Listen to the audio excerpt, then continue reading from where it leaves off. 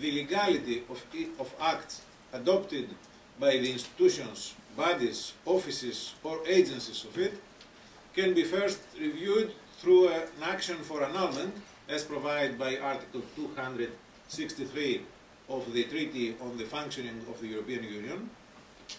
When, however, the relevant act is not a regulatory act of direct concern to non-preferential plaintiffs and does not entail implementing measures as stipulated in paragraph 4 of this article, then an action for annulment may be admissibly brought before the Court of Justice of the European Union only when the criteria of judgment Plowman are met. Accordingly, namely, to the restrictive interpretation of the locus standi requirement followed by the Court, persons other than those to whom a decision is addressed may only claim to be individually concerned if that decision affects them by reason of certain attributes which are peculiar to them, or by reason of circumstances in which they are differentiated from all other persons, and by virtue of these factors distinguishes them individually, just as in the case of the person addressed. By contrast, privileged applicants, such as the European Parliament or a member state, could bring proceedings without having to demonstrate any interest in taking action, according to paragraph 2 of Article 263. By ratifying the Aarhus Convention in 2005, the European Union took upon itself the obligation to ensure that members of the public have access to administrative or judicial procedures to challenge acts and omissions by EU institutions which contravene provisions of EU law relating to the environment. The procedures in question shall be available to all natural or legal persons, including NGOs, as stipulated in Article 9 of the Convention.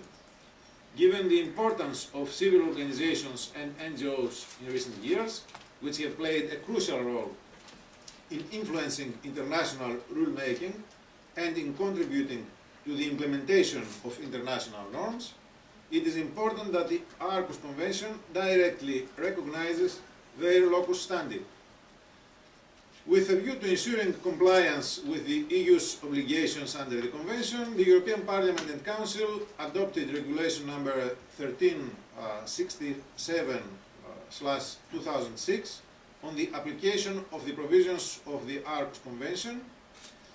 This regulation introduced an internal review procedure whereby environmental NGOs meeting certain criteria can request an EU institution or body to reconsider an administrative act taken under EU environmental law or rectify an omission to take such an act.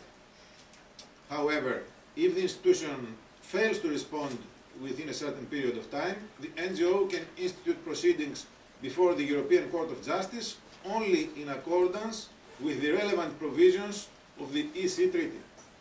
This means that an NGO needs to fulfill the criteria laid down in paragraph 4 of Article 263, making it thus almost impossible for an EU act to be challenged by them, as an act or an omission will almost never affect the NGO in a way that differentiates them from all other persons. This amounts not only to a legal protection deficit, but also to a deficit in the correct implementation of EU law in general. And I should stress out that this is a more general problem. It does not affect only the environment. It's also a problem concerning, for example, national trade unions, which have no locus standi in order to put in question the validity of measures taken, for example, in order to curtail social protection benefits or norms. So national trade unions have no locus standi before the Court of Justice of the European Union to put in question their validity in view to the Charter of Fundamental Rights, for example. So what do we do now? What do we see here? We see the usual practice of the European Union supposedly committing itself to the protection of fundamental rights and then failing to adopt the measures which would facilitate the effective implementation of those fundamental rights. This, in addition to the conservative jurisprudence of the Court of Justice, results in European standards for the protection of human rights more generally, and especially for the protection of the environment, being void and empty of substance, as they are pronounced and never implemented. What is needed here is a radical change of the treaties that would allow for individual applicants, and especially for NGOs, meeting several criteria probably, to challenge effectively the EU acts and omissions. Then and only then would we be able to talk about effective protection of fundamental rights. This is the subject of today's discussion, and I will let the distinguished speakers to take it from here, while thanking them for honoring us with their presence. Thank you very much.